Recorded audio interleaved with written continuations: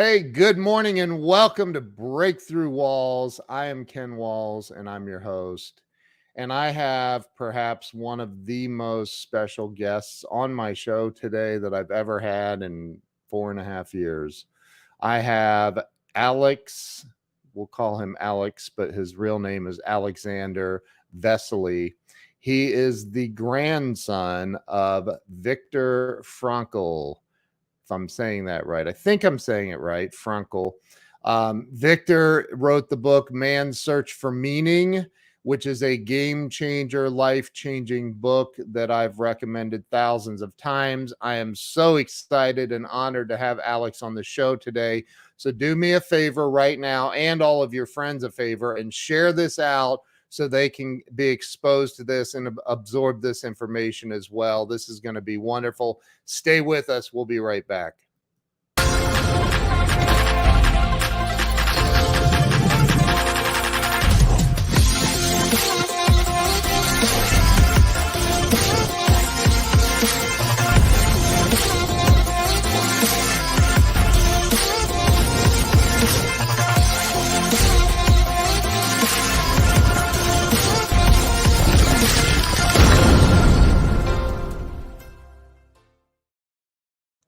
All right, we are back. Let me bring Alex on.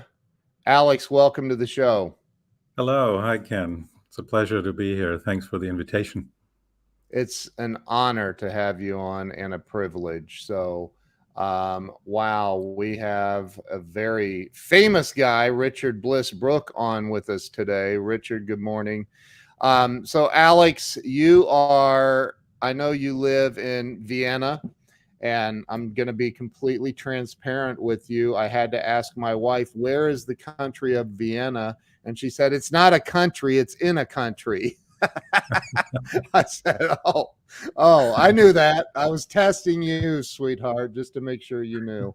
But I know you're in Austria, and I'm so grateful that you're with us. And you're the grandson of the great Viktor Frankl. Is it Frankl? Am I saying it right? Frankel, yes, Frankel. Frankl? But Okay. I'll understand if you say Frankel. That's fine. Yeah, that's an American thing, right? Frankl. Yeah. But so Alex, talk about where things started for you, where you were born and raised. Did you know your grandfather? I did. Yeah. Okay. Yes, I So did. I was where were you born and born raised? here in Vienna, where I'm right now. Born and raised. Okay. And my grandfather was around for the first 23 years of my life. So that's a substantial part. Growing up, we were a very close family. So I enjoyed a lot of time with him together. Wow. I can't even imagine the wisdom that you've been exposed to. I mean, at least in the first 23 years of your life, you were exposed to incredible wisdom. And I started watching your movie, Victor and I. Is that yeah, that's right. Correct. I started watching that last night. I watched about half of it and it got way too late here. But is it I don't know if it was your sister or your cousin that was talking about how playful your grandfather was. Yeah, it was my sister. Yes, it's your sister. Okay. A lot of people talked about that and got to enjoy the playful side of him. Maybe my sister and I a little more because we were little kids, and so he could, let the inner kid out himself. Yeah, and that was a lot of the memories that I have, and what I miss the most is the fun. Yeah. So talk about what it was like for you growing up in Vienna as the grandson of Victor. I mean, he was incredibly famous, like globally. Not in Vienna. No, not in Vienna. You'd think that, but he was more known in other countries. He would be invited to go any place around the world that my grandmother's still around. And when I asked her, have you been to? She said, yes, of course. So they were constantly traveling, and he was teaching and giving lectures somewhere. but he was not so well known and not so much um, uh, a name that was a household name in Austria for several reasons. One of them was that he was a disruptor to the system, to the way that psychotherapy had been done for decades. You know, Vienna is the city of Sigmund Freud, and to this day, a lot of the uh, influences from psychoanalysis can still be felt, and it's still a very prominent way of doing psychotherapy. And the theories of my grandfathers, the idea of that he presented of how to do efficient psychotherapy, they were a little different, and they are Mm. um, so different that it's hard to combine them. So people didn't like them, not his peers, and um, therefore you wouldn't hear much about Frankl here. Yeah. So he again, I love people who are um disruptors, I guess, right? So he's seems like he may have been a bit of a disruptor Yes. in that world at least. He was. Yeah. And he was a disruptor, but he wasn't just disrupting for the sake of disrupting. So he knew early on that he wanted to be a medical doctor. He knew that when he was a child. And the whole science of the mind and psychotherapy and, you know, Freud, that was all still fresh and new. And so he developed an interest early on. He was fascinated by psychotherapy and by the way you could help people just by having conversations. And so he read everything that he could read, and he was first a big fan of Sigmund Freud. I actually once met him on the street, and Freud recognized him because he had written letters to Sigmund Freud, which he had answered immediately. So they were pen pals, even though my grandfather was still in high school at the time. Wow. But then he saw that there were some things about psychoanalysis that didn't quite fit, that were not, it didn't feel right to my grandfather. Sort of this reducing everything to either pleasure or inner equilibrium, and he thought that something was missing, and so he became interested in the works of another pioneer of psychotherapy, Alfred Adler, which you might be familiar with. He Mm. developed a school named individual psychology.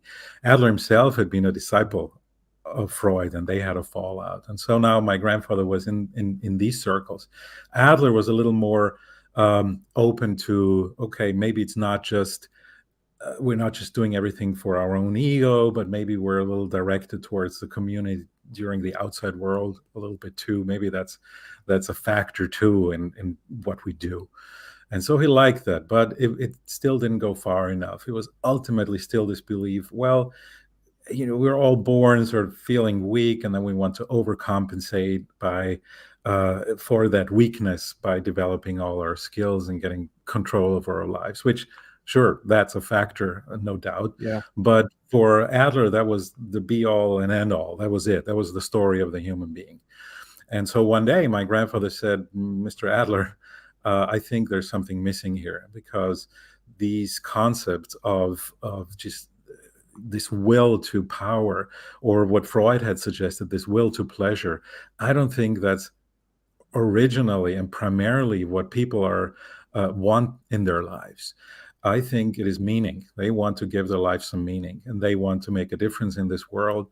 And only if they can find anything, any meaningful tasks, then sometimes the boomerang, so to speak, comes back, and they fall back on themselves, and they say, Yeah. "Oh well, I don't know what I'm here for, but at least I want my life to be nice, and I want pleasure, and I want to be comfortable, or I want a lot of power just for power's sake, a lot of money and prestige."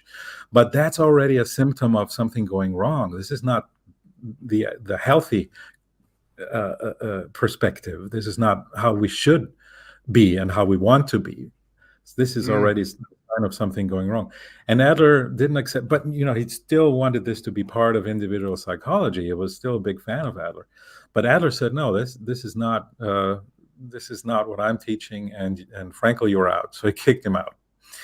And here he Oh, was, 20 something jeez. years old, and he had been kicked out. He wouldn't even greet him anymore in the coffee houses. Vienna and the coffee house culture. Everybody, all the intellectuals knew everyone else. And my grandfather said, "Well, that was his choice. I still respect him as a person and for what he has Wow. done, but I respectfully disagree, and so I'll have to give my theories my own name." So he called it logotherapy. Logos from the word Greek, meaning, or the word. So Yeah. it's meaning there. It's meaning-centered therapy, and that's how the whole story started. So he just, again, he went, excuse me, excuse me. So he went off on, he just went off on his own path. He's like, I don't agree with Freud. I don't agree He with had the, to. that's insane to me. That's amazing at the same time. Like it, but like you're talking, well, maybe back in that period of time, it was still probably fairly new, the whole Freud approach, and obviously he was still alive, so it was probably a fairly new concept. So he went off on his own and created logotherapy. But I want to back up a little bit, because I told you in a correspondence that I had Rose Schindler on the show, who was also a survivor of Auschwitz, and um, an amazing lady. I mean, absolutely amazing.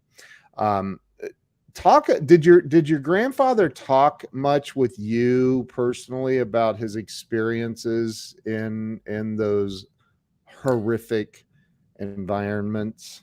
Yes. Rarely.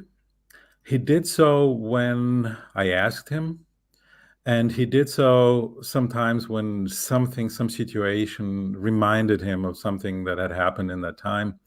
I remember one day he told me he had dreamt that he was in Auschwitz, and he woke up, and something that was typical for him was, and also typical for logotherapy for that matter, is some things you can't change. And if you can't change, for example, you can't change your past, you can't change Right. what happened to you. And he was aware that for the rest of his life, he was going to be experiencing moments where he would have those flashbacks and PTSD, it's called nowadays, Yeah. where he would remember something and that would put him right back into the camps. But you're not free to change that, but you're always free to change your attitude towards that fact. Mm-hmm. And he did not tell me this story that he had dreamt of the camps as something negative that he was sad about or upset about. But he said, and Alex, and then I woke up, and it was so good to be back here in the reality and back in the year 1980 something. Yeah. um, and that made me very happy that it was just a dream and that I wasn't really back there. And I Wow. think this shows very much of the way that we all of us are able to choose our attitude. If nothing else, if there's nothing else that we can change about the situation, we still Yeah. have that last freedom to change our attitude and to choose, how am I going to deal with that situation? Am I going to let it put me down?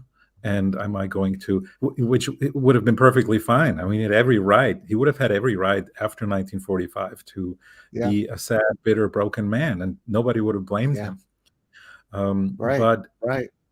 what would have been the meaning of that? He would have said, "What, that wouldn't change the situation." So that's the way he dealt with those things.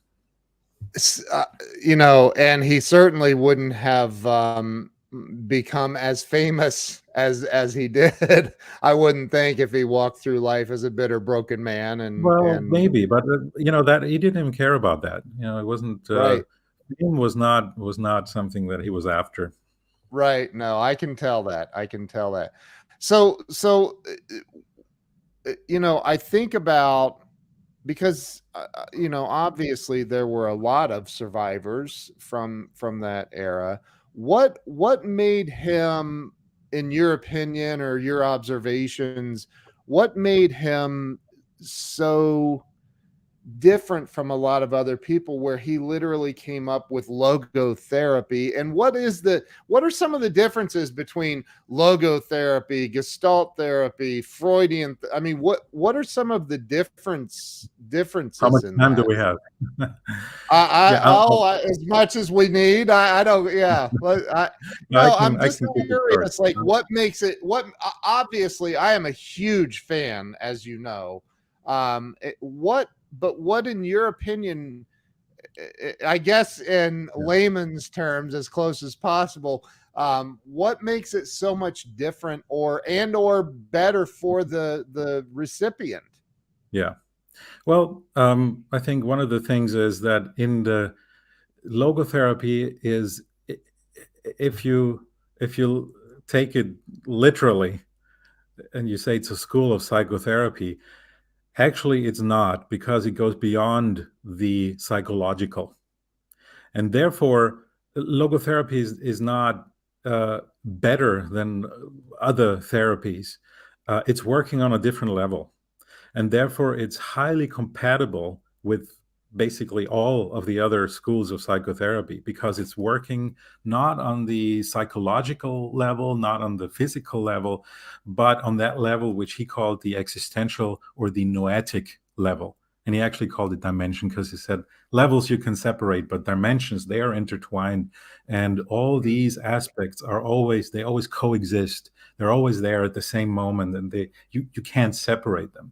The human being is more than just a body and a psyche, but there is this noetic level. And he used the word noetic, which is a little unusual, because in English, when he used the word spiritual, that always has a religious connotation. Uh, that's a little bit of a translation problem, because in German there are actually two words for spiritual. One is geistig and one is geistlich. One, geistlich, has that religious connotation of the soul, and the other does not. It means geistig, sort of in the sense of that human core, that persona that we are. The driver in the seat, right? That has Yeah. the ability to decide over what happens with the things that happen on the psychological level. If I Yeah. have, I don't know, if I have some behavior patterns, some phobias, for example, right? That's my psychology. I'm not necessarily responsible for that. It might have been some experience, or it might even be genetic, connected with my body, that I'm prone to developing phobias, right? But Yeah. then there's me, there is the noetic existence, right? The person that's in there, and that can always make that decision, as I said before. How am I going to deal with that? How am I going to deal with that phobia? Am I going to run from that situation? Am I going to run from every time I see a spider? Or am I going to do something about that? Am I going to do therapy, right? So I can make those decisions, and we can always make those decisions. And this multidimensional view of the human being is what makes logotherapy unique. No other Mm. school of psychotherapy goes there. All the other schools remain on that two-dimensional model of the human being is a mind and a spirit. You have those two big groups, especially as brain and genetic research gets better and better. We discover how much is actually encoded in our hardware, if you like. So a Yeah. lot is in our genes that affects our behavior. And then not just our genes, but the genes in our biome, in our belly, they even affect the behavior. I mean, it's fascinating. So we Yeah. have those influences going on there. And so there's this one group that says, oh, everything is biology in the end, and we're not really free to decide, but our genes decide for us, if you like. Right. And this other group which says, oh no, everything is psychological, everything's happening in the psyche, everything is okay. Did you experience any childhood trauma, or how did your parents bring you up, and peer pressures and all those influences?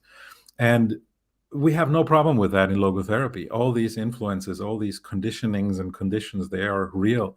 What we have a problem with is this generalization and this reducing the human being to that and saying, this is it, this is all there is. It's all Mm, just the things, or it's all just the behavior that we learned.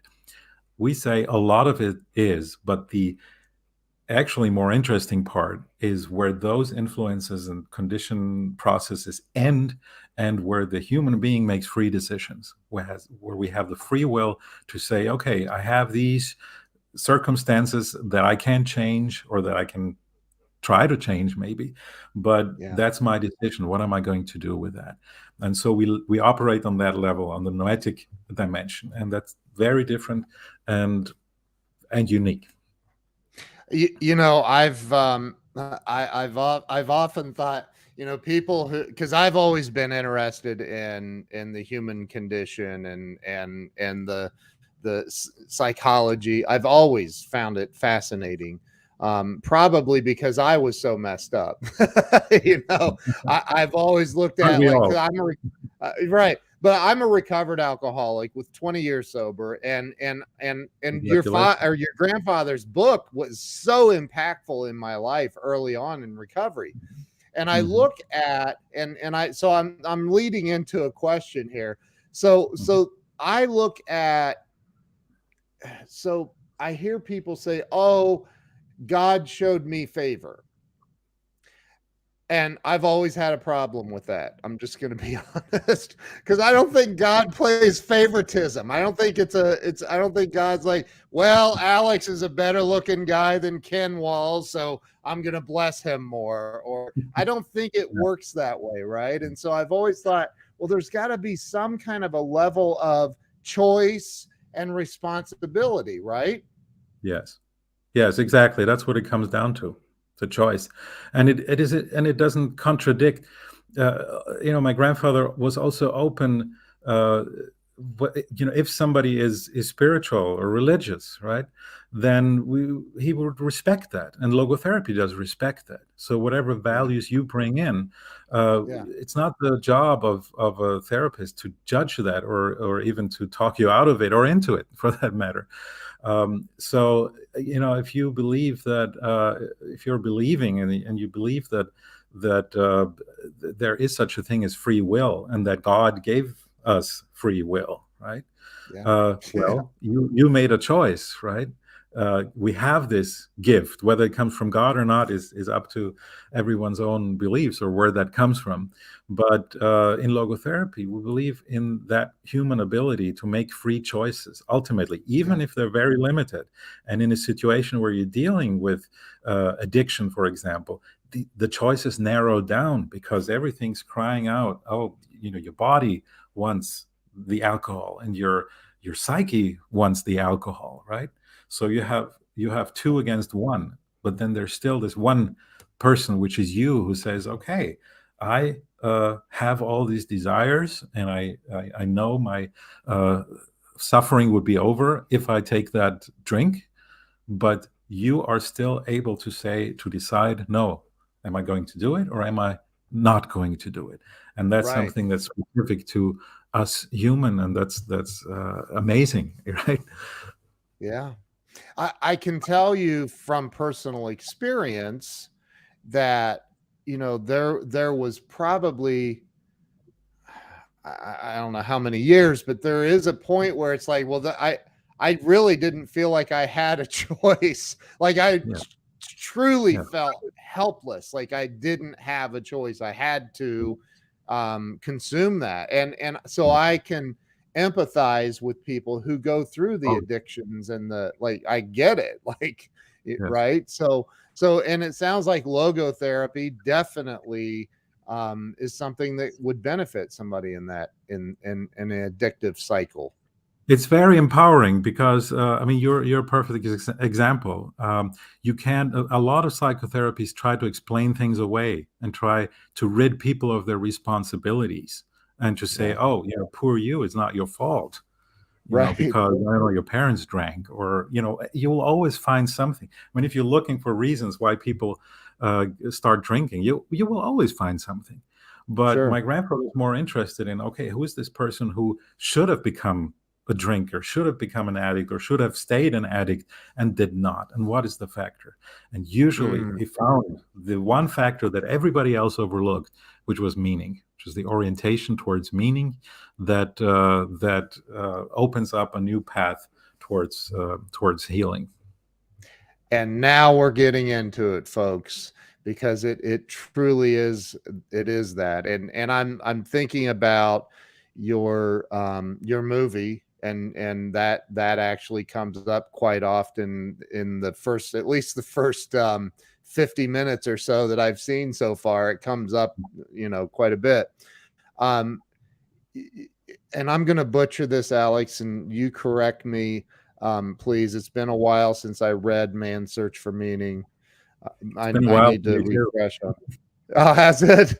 So I remember he said, and I don't know if it was a moment or if it was through time, but there he said that he realized that the soldiers that were doing what they were doing in these camps, that he realized they could take everything from him except for his mind. That he came to the realization that he had total control over that, the only thing that he had control over. Expand on that a little bit. If and I know that I butchered what the real Very thing, but close, very close yeah, enough. yeah, Yeah, yeah, he would say about his attitude, right? So there, and I'm delving into his broader theories here again. So yeah, when he decided to no longer take everything from Freud, the teachings, or from Adler, he said, I want to learn from my patients. So this all happened before the war, and sometimes people are not so aware of it, that they think he just had those insights in the camp, and some of them he did. But he yeah, could see that it, especially in difficult situations, that you see the best or the worst kind of come out of people, because it's related to choice and because we can choose.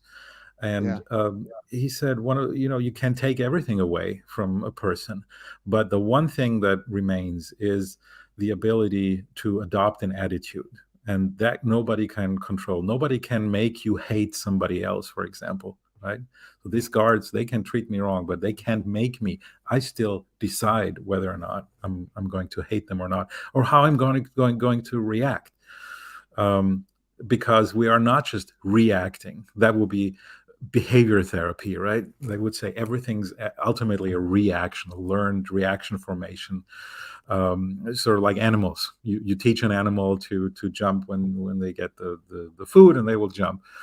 And a lot, to a large extent, we are animals in that sense, in that a lot of things are yeah, just trained behavior and habits, but it's not the whole story. And so we're not just reacting, and we're not just abreacting. That will go back to depth psychology and Freud, saying you have all these inner tensions and inner conflicts that create tensions, and now these tensions have to get out of your system. And a lot of that is in popular, the popular view of uh, you don't even recognize it, but when you read the newspapers and you see, yeah, oh, he said to the judge, he went to a store and shot around and killed a bunch of people, and then he said he was frustrated about his job or something, right? Or he'd never experienced enough love, as if that was a viable excuse that we should accept, right? If I'm treated wrong, oh, I have every right to treat others wrong. Is there nothing in between that, what comes in must go out? And even judges who accept it and say, oh, well, he was just frustrated. And so that is ultimately but that you're right. that still You're goes back right. to Freud. Yeah. Or people who say, oh, he never received so much love, so he couldn't give any. Right. Well, who says that? There are tons of examples and tons of people who did not receive a lot of love. Not saying that's a good thing, right? Or had very difficult children, difficult childhoods, and said, well, because I didn't have that, because I know what it feels like not to be loved and received everything that a kid should receive, I'm going to do it differently, and I'm going to give that to my children, or children who need some help. Yeah, I'm going to do it differently. So, what about those people? That the system fails when you this simple logic fails because human beings are always good for surprises, and so this attitude, this what attitude do I pick if there is nothing else that I can change about the situation? So he didn't say you need to accept suffering. That would be a misinterpretation, or that meaning Right. can only be found if you're suffering. No, that's a misinterpretation. The priority, if you're suffering, if there's something wrong in the world, if there's a situation that's not good, the priority is to make everything you can to change that. But Yeah. sometimes that is not possible. Think of some disease, for example. If you get a diagnosis, right? You don't have long to live. What are you going to do?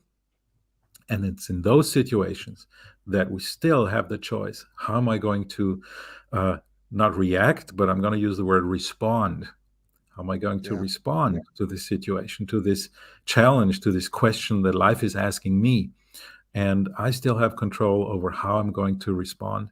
And if somebody does some injustice to me, I don't have to automatically react by doing injustice to this person, or even to strangers, even worse. But I can still respond in a way that I say, okay, maybe I'll respond in a different way. Maybe I'll respond by, I'm, for example, helping that person understand that what they're doing is unfair and is wrong. And he had this ability, and that brings me back to the beginning of your question: was what was different with him? I think he had this. He really had this ability to see and to have this love for humankind, for other human beings, and that doesn't mean to accept or like their flaws and their potential, even for doing very bad things. But it was not Right. a reason for him to hate them. He was very bad at hating people.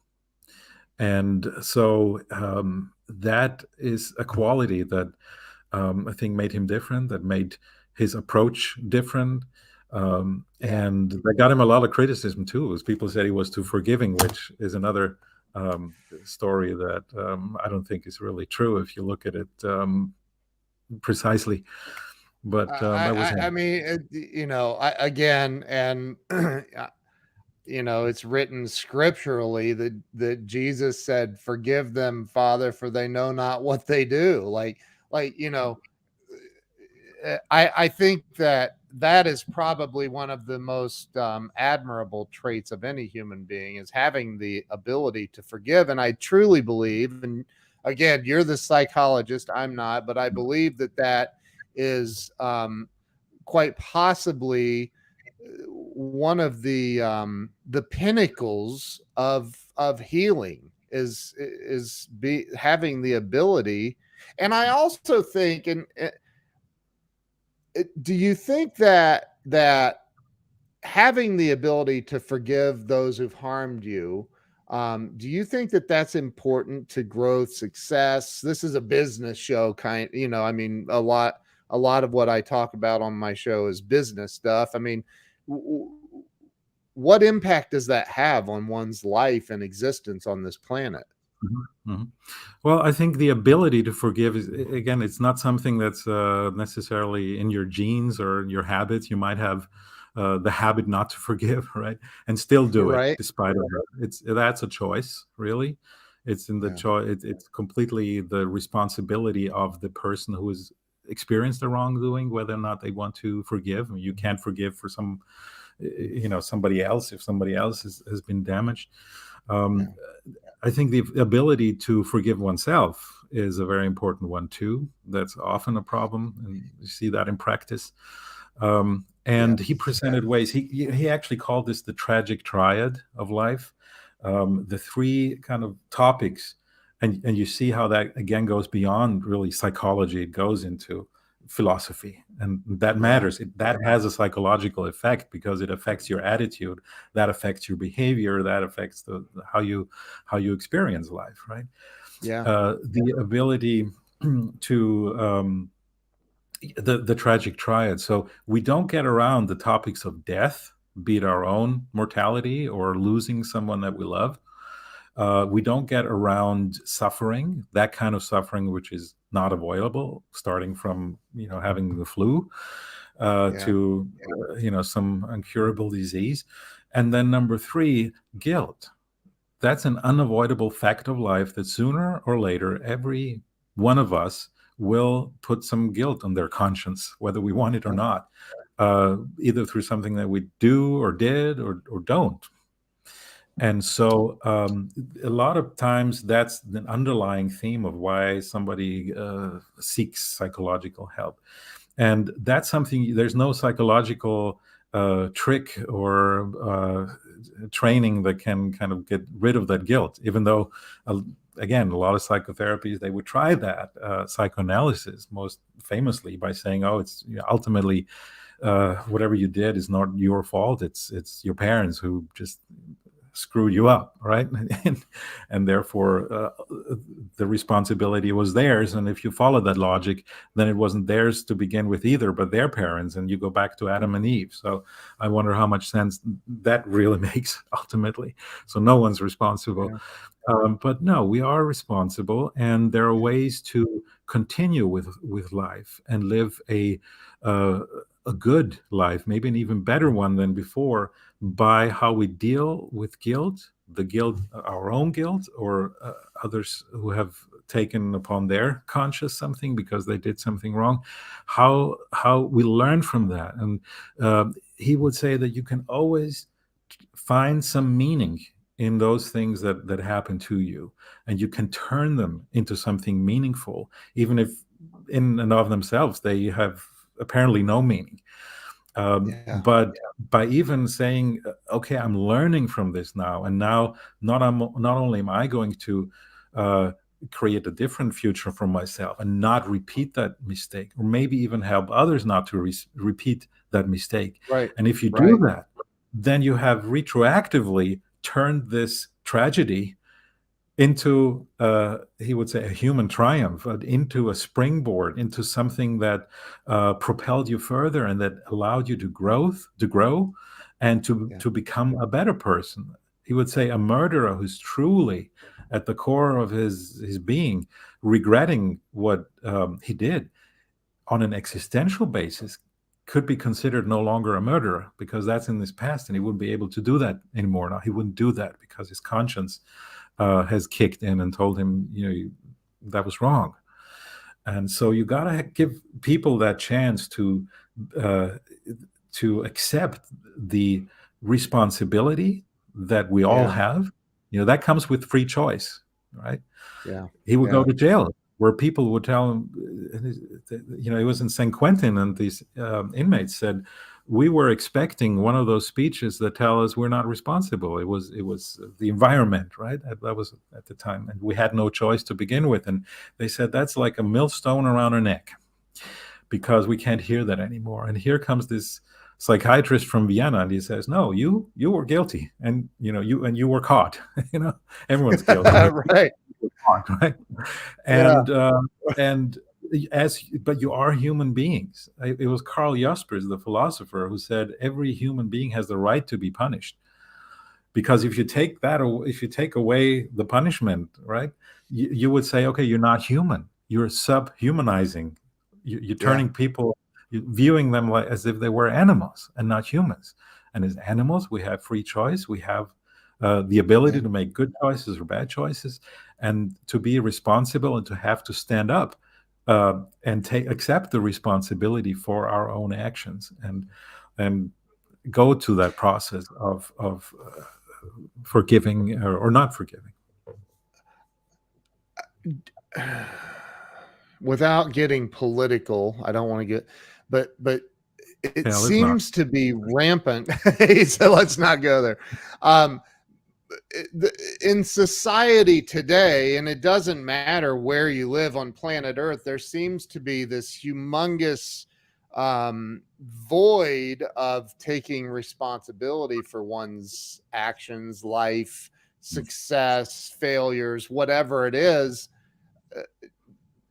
How can the application of logotherapy help somebody learn to take responsibility, to take action in their lives, to stop Yeah. blaming other people, My lack of success in life, I always blame Richard Bliss Brooke for that.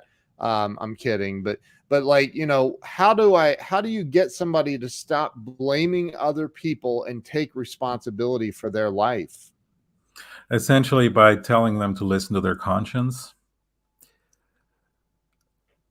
Ultimately, this is not something that you have to um, teach people, or he would say, in a lot of psychotherapies view the conscience as something that's in us, that's genetic, or that's trained again. And my Yeah, grandfather had the opinion that the real conscience only begins where all those influences end, where it's no longer about punishment, or um, the fear of punishment. If you hit a dog, right, they're going to yeah, hide when they did something that was wrong. But that's just instinct and learned behavior that's trained. But the human being, we have this authority that's our conscience, and it doesn't you can't turn it off. You can decide not to listen to it, but that's again a choice, right? And it's yeah, hard to argue. I see it kind of as the inner, the judge, right? The judge behind the podium, yeah, and it might be this little old man with a wig who's not very strong physically, but you have the criminal, say, in the courtroom. Who has more power? Is it the wrestler, or is it the old judge with the wig and the hammer? Right? And it's pointing towards truth, and it's yeah, pointing towards your responsibility. And we know very well when we did something that was wrong. Our conscience is telling us so. yeah, yeah, Unfortunately, the conscience is only one of those influences and voices, if you like, in our heads, and it's not the loudest one. And there are many other influences that will tell you, okay, look what's good for you, which is also very much in our culture today. Like, oh, just push away any responsibility, and just watch your boundaries and see that you're getting everything that you need out of the situation for yourself. It's a very selfish kind of culture. yeah, And But the conscience is always cooking, and it's always there, and people know that. And it's easier actually to live, and it's harder to live listening to your conscience, but it's also easier if you do that. And of course, like everything, it's can be trained, and it becomes a habit after a while. But the chance is always there, even if you have lived just always going in the other direction, as your conscience um, pointed to. It's not forcing us; it's just pointing, it's like a compass. Even then, you can say, okay, well, now I'm going to do it differently from now on. This is day one. Now in between the rest to day I die, I will be a different person. And people do that. They have always done that, and they always have that possibility to do that. I think, and Bob has a question. Bob Donnell, who introduced us. Thank you, Bob. I'm Yeah. so grateful Hi, for Bob. that. Is it possible for someone to take shame or guilt and use them productively, and how? And I also want to throw in, because you just talked a lot about taking responsibility, and I'm sitting here listening to you, I'm absorbing this, and I'm thinking about um, the people that I've seen over the years that refuse denial, right? I heard in recovery a long time ago that denial is an acronym that stands for "Don't even notice I am lying." Right. So, like, Right. denial's like you don't even notice that you're lying to yourself about everything. Right. And so, I denial is an incredibly powerful thing. I don't know if it's a survival mechanism or what it is exactly. But I'd like to talk a little bit about, or have you talk a little bit about that as well, and how to get somebody out of denial into the reality of life. Well, again, free choice, Yeah. that gives us responsibility. It comes with that. And responsibility comes with that's risky. because if you fail to achieve what you want to achieve with your intention, then you become guilty. So if you take the example in an airplane, right? You're a pilot and you're flying. Um, you can put the airplane on autopilot and not think of where you're doing, what you're doing, and someone else is flying, and that might go Yep. well for a while. But there are those situations in which the autopilot pilot is not going to be enough. Say there's a mountain and you need to get across that, and the autopilot Yeah. is not noticing it, right? So you want to take control, and then it's in the hands of the pilot. If you're the pilot, it's in your hands now to all those lives of the people on your plane. All these people are affected by your decisions, Yeah. and that if you think too much about it, that's a burden. That's stress. That's not very comfortable, because that, oh, if I'm going to flip the switch too soon or too late, then we might all crash and die, and then I'm responsible for the death of all these people that are on that plane. Yeah. Now, that's uncomfortable to think about, and this is the reason why sometimes we shy away from even taking that responsibility and saying, okay, I'll let somebody else do it. I'll do nothing, because if I touch this, then something might go wrong, and then I'm guilty.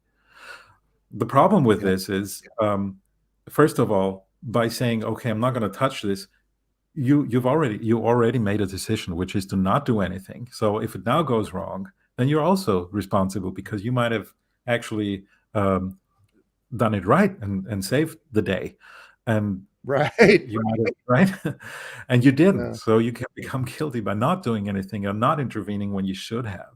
So there's really no way out of this responsibleness. And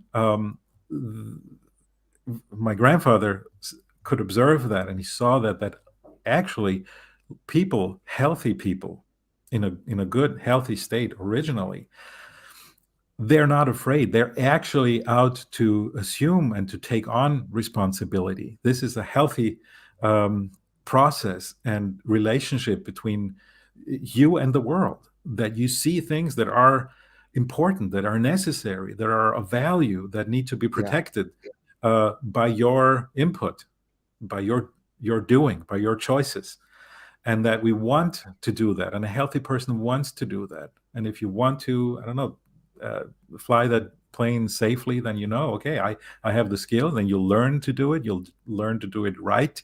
You will give your best when this is an important couple of seconds that I have to make those decisions, and then you'll save it, not for yourself, not in order to feel good or to not feel guilty, but simply for the fact that it needs to be done, and for the fact that you are responsible for all those lives in your hands. So Yeah. there is this element of self transcendence, he calls it. And that's often missing. This ability nowadays, this ability to self transcend, to think beyond the own ego, beyond the effects that some decision might have on yourself, and the ensuing avoidance behavior of saying, okay, well, if that can go wrong, I'll feel bad. So I don't want to feel bad. So I'll go somewhere else, or I'll not even touch this. It's all about Yeah. feeling, you see, and it's all about the own feelings, all about the ego. So, really, what a waste and what a tragedy that some people who could do great things are not doing them, only because they are concerned about their own emotional states that might be elicited if they do it, but something goes wrong. And something can always go wrong, even if it's not your own mistake, right? Take that plane Yeah. again. Something might be wrong with the plane. And then Right. it's not even the pilot error, and still everybody dies. So, um, this focus on my own feelings. Here's my little world, and I want my world to be nice and to feel safe, and I want to avoid even the possibility of becoming guilty by making a bad choice. Therefore, I won't make any choices at all. This is highly neurotic, and it's unfortunately fueled by today's all these influences that were exposed this of mainstream psychology even. And if you go to the self-help sections in any bookstore, and you see how everything is about the ego, this is still that dogma, this idea that ultimately everything that we do is just for ourselves, and it's even more reductionistic. It's just for eliciting some states of feeling, for either gaining pleasure or for avoiding displeasure, of avoiding bad feelings. And when you're guilty, and I'm not saying if you feel guilty, but when you are guilty, then usually you also feel it. You also feel bad, and this has to be avoided. So it all becomes about one's own feelings, and Yeah. this is really detrimental and not healthy, and even pushes further people into this disconnect from the real world. It's no longer about what about those people on the plane, what about those lives that I'm influencing with my possibility, with my capabilities, with the things that I could bring into a situation, to try to make a difference there, a positive difference. But I'm going to shy away because it's all about my feelings. And in logotherapy, you see how that is really a very different approach of saying, okay, now let's Yeah. forget. We're not going to talk boundaries. We're not going to talk about feelings. We're not going to talk about feelings of how you're going to make your life more comfortable. But sometimes on the contrary. But it has to be a meaningful activity, a meaningful tension. So your life might be even more full of tensions, but it's meaningful tension, and that's how we work. And I think that answers the question of these feelings of shame and guilt. Now, I'm putting a big Yeah. disclaimer: feelings of shame and guilt, uh, in a healthy individual, they are the result of actual shame and guilt. But they're Right. also individuals, right? So it's even you have to, and there are ways to deal with your shame and guilt. I mean, you can, as I said before, you can learn from that situation, and you can stand up to your to what you did, and try to make something meaningful out of that. Now, some Yeah. people experience shame and guilt, these feelings, uh, even though they have not done something bad, or maybe the feelings of shame and guilt are disproportional to the actual shame and guilt. And this is often the case when a person is depressed. So you have to be very careful in making a diagnosis, or getting a diagnosis when you're affected yourself. Feelings of shame and guilt can be a symptom of an underlying depression. And then you have to evaluate that differently. I, So I have this is me personally, only my opinion. So, Yeah. but and I love what Richard Bliss Brooks said earlier in the comments here. I don't know if he's still on or not, but he said, I believe that shame and guilt, etc., are just stories that we believe. Belief is learned. We can create a new story that is the gift of being human. And we're the only being on the planet that has the gift of creative thought, a new story. Perhaps Right. it's not always that simple, or perhaps it is. So I love that statement that he just said. But I think that from my perspective, I look at because I do some coaching, and I've had people say to me, "I'm so depressed." I'm like, Hmm. "Well, stop that."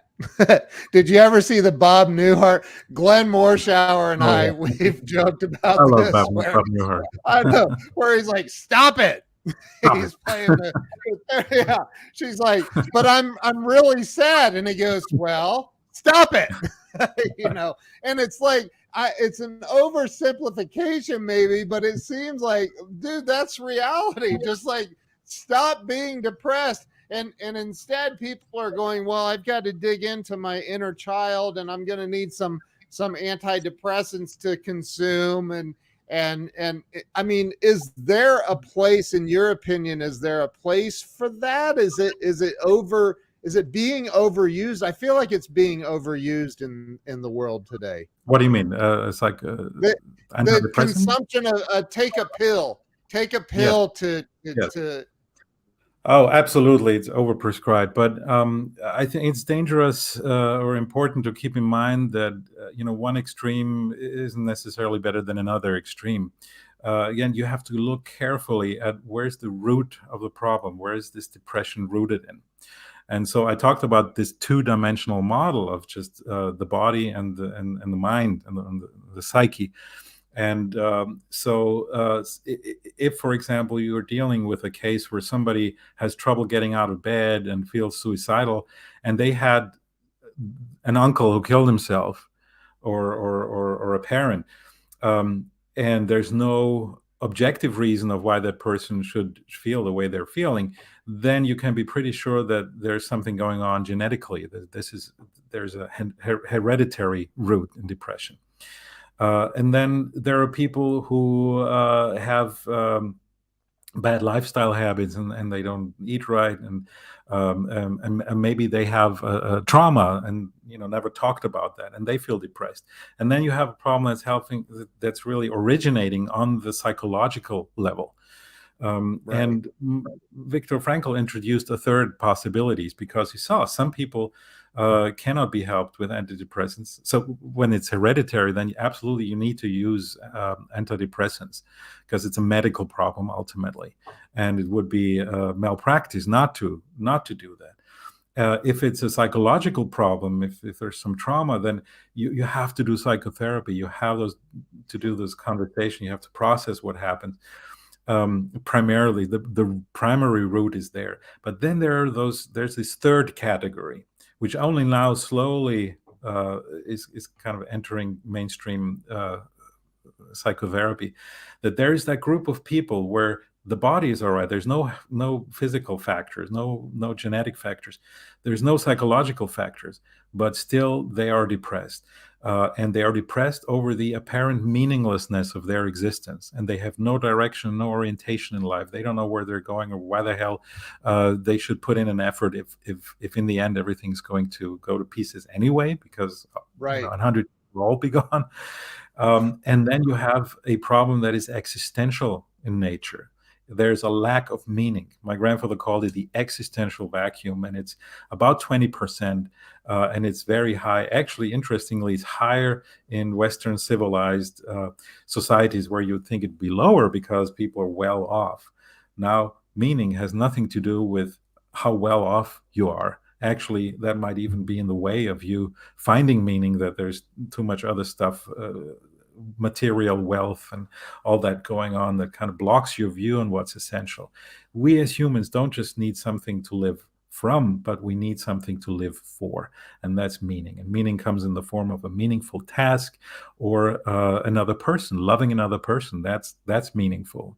So this noetic depression then is nothing that can be cured with antidepressants, because nothing's wrong with the body. It's nothing that can be cured by exercises or behavioral change or lifestyle change, because it's not a problem of lifestyle change. It is that unanswered question of what meaning does my existence have.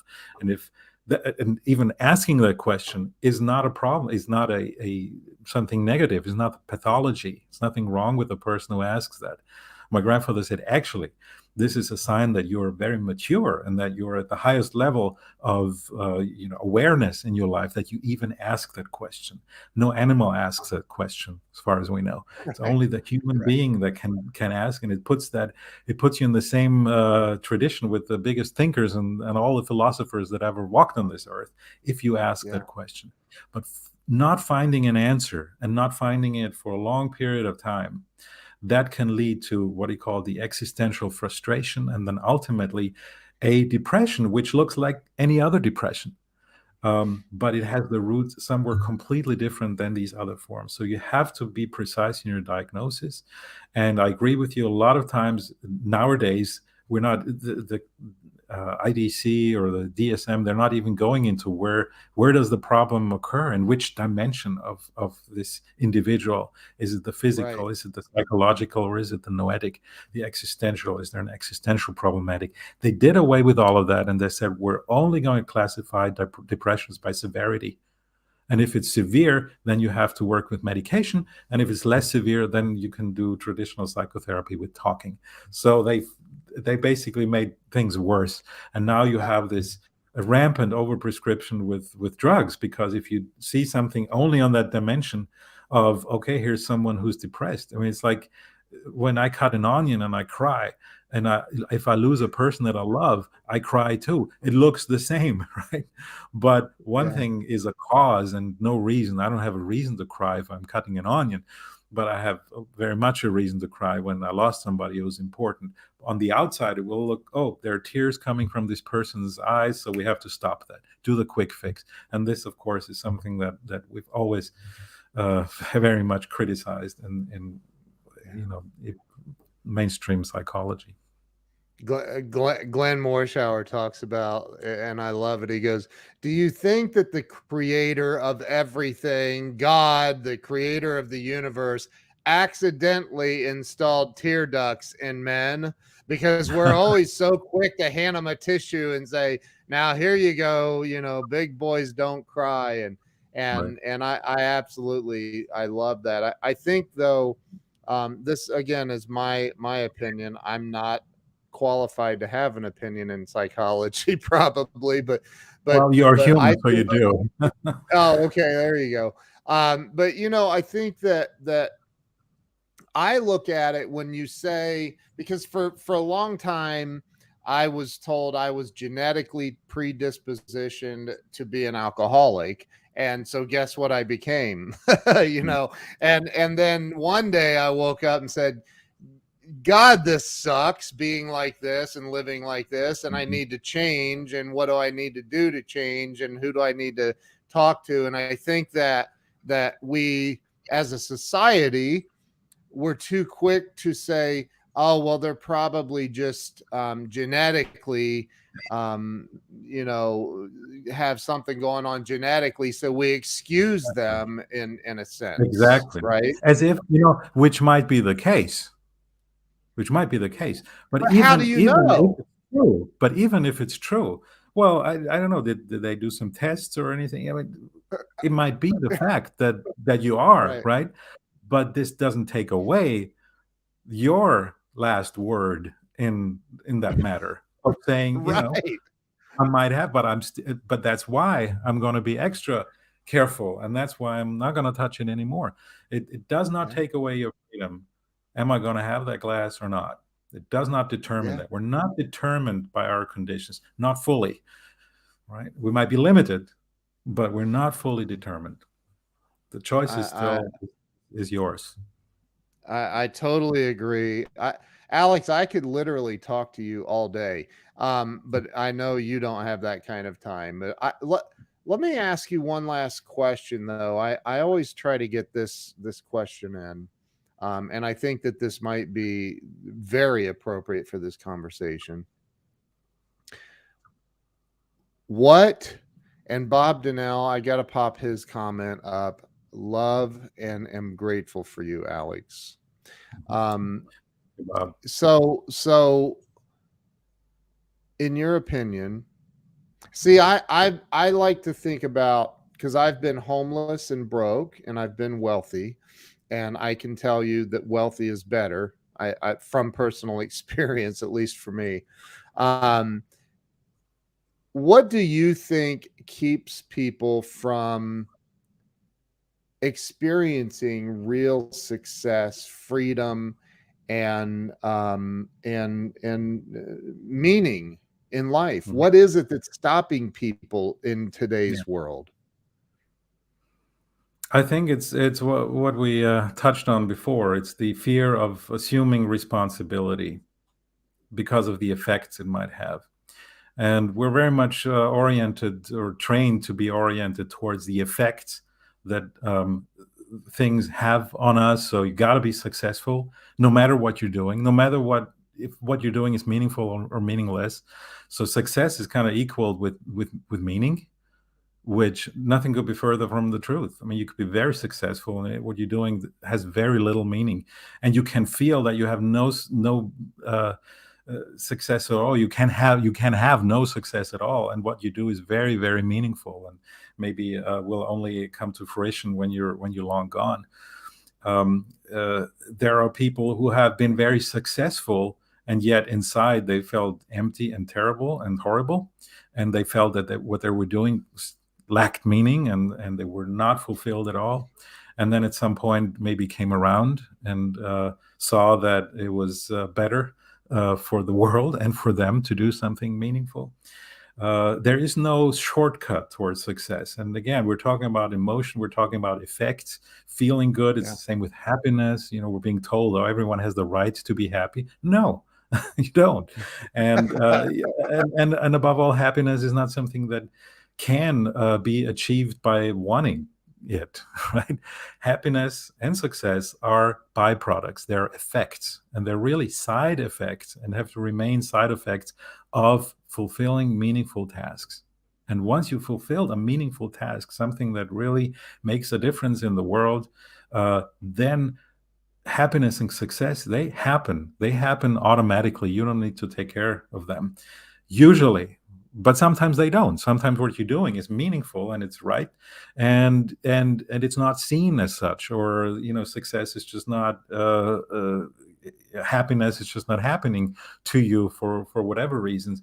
But there's something beyond happiness. Knowing that what you're doing and what you did is meaningful leads to more than happiness. You gain something that's more valuable than even success, which is that inner uh, state of being fulfilled and of knowing what I did was meaningful, or what I'm doing is meaningful.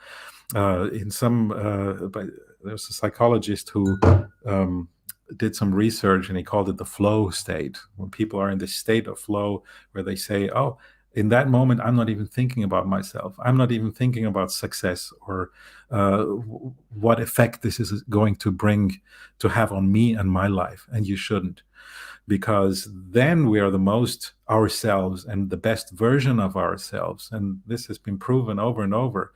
This happens in those moments when we overlook ourselves, when we forget about ourselves, when we don't make it all about us, but when we are fully immersed and committed to a meaningful cause. And always side note, that can be another person. If you love another person, that is meaning. That is the meaning that you're oriented towards.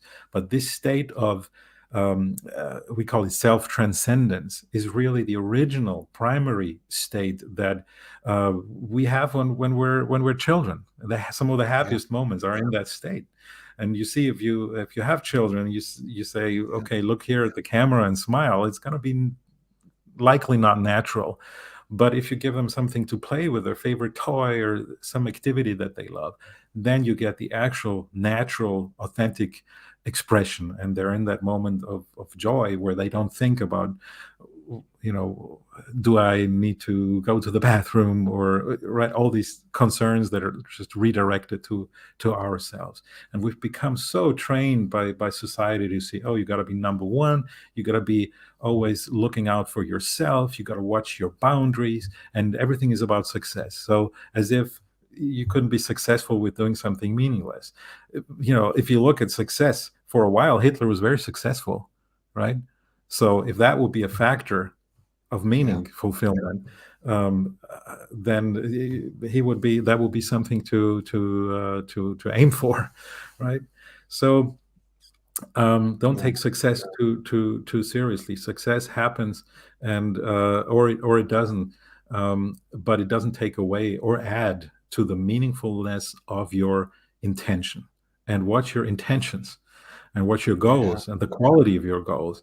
And if there's no self-transcendent element in it, then it's likely that even if you reach that goal, you're not going to be fulfilled, because all you've done is, I don't know, add some more money to your account, make sure that you're never going to run out of food, right? So, and then what, Yeah. right? It's enough for a That- dog, but it's not enough for a human being to have everything to live from. yeah, I love that. What a great answer.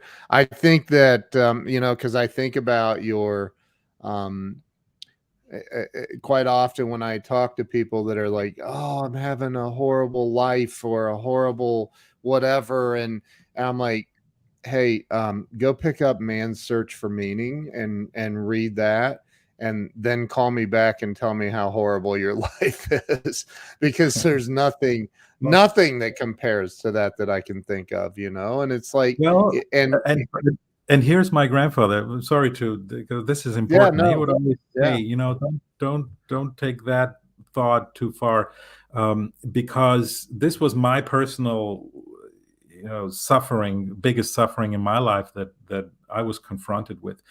But everyone has their own confrontation with suffering. Yeah. Yeah. And for everybody, their worst suffering is the worst thing that ever happened to them. So it's not fair to compare it. He Right. went so Right. far, and only he could say that because he had been there. But he said everyone has their own Auschwitz, and it's not fair to make those comparisons, because somebody who's suffering from even something that would seem minor, right? I don't know, they lost their driver's license or something, right? That Yeah. can fulfill their whole existence with oh, now I lost something that was of value to me and I feel terrible. And that you have to take that at face value and understand that there is no that suffering is suffering, and human suffering cannot be compared. You can only compare it within your own life and say, Yeah. right, like you say you were homeless. So I'm sure there are a lot of things that if they go wrong nowadays, you can say to yourself, Ken, you've been through that, and you're gonna be sad about, I don't know, this happening now. You can Right. do that comparison to get yourself over suffering. Yeah. But we have to respect that suffering is suffering, but yet it does not take away the potential for meaningfulness, for finding even greater and deeper meaning because of that suffering you went through, by growing from it, and to live a life that is meaningful and also, if you're lucky, successful. And I hate to summarize all of it by saying this, but it's a Buddhist saying that pain in life is inevitable, suffering is a choice, and how long we suffer is a choice, and everything that you've talked about. Like, I hate to summarize everything that you've said because it's all been incredibly brilliant, but it all does come down to choice. You get to choose. And it's, my grandfather was the first to say, what I'm saying is nothing new, because I just observed and kind of put things into a system, added some words so that it's usable for psychotherapists and non-psychotherapists. Yeah. But he said, whenever I go to the US, this was in the 50s and 60s, he said, they're telling me, oh, finally somebody who tells us something new. And whenever I go east, I say to India, people are telling me, oh, finally someone is telling us some of the old things that we've known from, Sanskrit scriptures and all that. Right. So it was That's not new. beautiful. And it's just to link to that short formula. Yeah. He said S is D minus M. He said suffering. No, sorry, D is S minus M. I got it wrong. D is for despair, equals S minus M. Suffering minus meaning. If you see no meaning in your suffering, nothing that you can Wow. get out of there, or you don't see it, but it might be there, but you don't see it, then you're in despair. But suffering alone is no reason to automatically fall into despair. It doesn't equal despair. You can suffer, and you can do so in a way that's not going to make you fall into despair, and you can go through. And this is really a good way to close. I said, this is really the task of psychotherapy. It is not to take away bad feelings from people, but it is to enable and strengthen people to endure unavoidable suffering and to go and cope with the challenges of life, but not fall into despair and not take emotional damage. And this is possible because as humans, we're not as easily broken as we think we are, and as oftentimes it is suggested. Wow. Alex, this has been one of the most powerful interviews I've had out of more than 500 on this show. So Wow. thank you so Great honor. much. Thank I'm you. so grateful for and I we need to I want to connect with you on a deeper level. I don't know if you're on Facebook or not, but I'm gonna try to find you. And so Please. thank you so much. Bob, again, is on here still. Thank you, Bob, for the introduction. Yes, thanks, Alex, if Bob. you'll hang on for me. I am going to end the show, but the live stream. But if you would hang on, we'll finish up here in just a second after I end this. So thank you to everybody for being here, especially you, Alex. You're amazing. Thank Yeah, you so much. my pleasure. I'm Thanks. very, very, very grateful. So we'll see you guys later. Thanks so much. Make sure you go find Alex and follow him everywhere on social media. And hang tight for me, Alex. Don't leave me. I'll be right back. Okay.